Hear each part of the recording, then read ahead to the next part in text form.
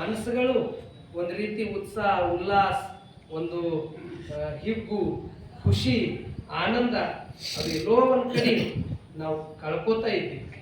ಇಂಥ ಇದ್ರಾಗ ಆ ಕಳ್ಕೊಳ್ತಕ್ಕಂಥದಕ್ಕೆ ಮನಸ್ಸು ಕಟ್ತಕ್ಕಂಥದ್ದೇ ಇದು ಅಧ್ಯಾತ್ಮ ಪ್ರವಚನ. ಇದು ಇಂಥ ಪ್ರವಚನವನ್ನ 5ನೇ ತಾರೀಕಿನಿಂದ ಆರಂಭ ಆಗ್ತದೆ.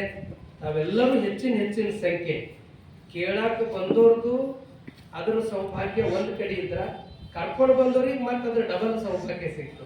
ಅದ್ರ ಸಲುವಾಗಿ ನಿಮ್ಮ ಸುತ್ತಮುತ್ತ ಬಳಗ, ಸ್ನೇಹಿತರು ಯಾರೇ ಇರಲಿ, ಒಂದಿನ ಪ್ರವಚನಕ್ಕೆ ಬಾ ಅಂತ ನೀವು ಒಂದು ಕರೆ ಕೊಟ್ರಿ, ಒಂದು ಸರ್ತಿ ನೀವು ಕರೆದ್ರಂದ್ರ ಅವ್ರೆಲ್ಲೋ ಒಂದು ಕಡೆ ಅವ್ರದ್ದು ಜೀವನದಾಗ ಏನೋ ಒಂದು ನಿರಾಶೆ ಅದು ಒಂದು ರೀತಿ ಹೋಗಿ, ನಿರಾಶೆ ಹೋಗಿ ಮತ್ತು ಅದ್ರ ಖುಷಿನೇ ಸಿಗ್ತಕ್ಕಂಥದ್ದೇ ಇದು ಪ್ರವಚನದಲ್ಲಿದೆ.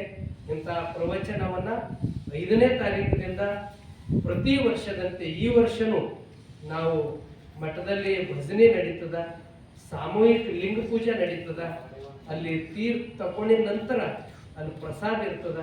ಪ್ರತಿ ವರ್ಷ ಎಲ್ಲರೂ ದಾಸೋಹ ಮಾಡ್ತೀರಿ. ಅಲ್ಲಿ ನಿಮ್ಮದೇ ದಾಸೋಹ ನೀವು ಕೊಟ್ಟಿದ್ದೆ, ಅಲ್ಲೆಲ್ಲರೂ ಎಲ್ಲರಿಗೆ ಬಂದವರಿಗೆಲ್ಲ ದಾಸೋಹ ನಡೀತದೆ. ಬೆಳಗ್ಗೆ ಅಲ್ಲಿ ಮಠದಲ್ಲಿದ್ದರೆ ಸಾಯಂಕಾಲ ಇಲ್ಲಿ ಜ್ಞಾನದ ಅಮೃತ. ಹೋದ ಸರ್ತಿ ಅಂತೂ ಅಪ್ಪವ್ರು ಭಾಳ ಕೊನೆಯ ಸಮಾರೋಪಕ್ಕೆ ಭಾಳ ಅಂದ್ರೆ ಭಾಳ ನಗಿಸಿದ್ರು. ಅದು ವಿಷಯನೂ ಆಗಿತ್ತು. ನಮ್ಮ ದಿವಾಕರ್ ಅವರು, ಇಂದುಮತಿ ಪಾಟೀಲ್ ವೇದಿಕೆ ಮೇಗಿದ್ರು. ಒಂದು ಫೋನಿನ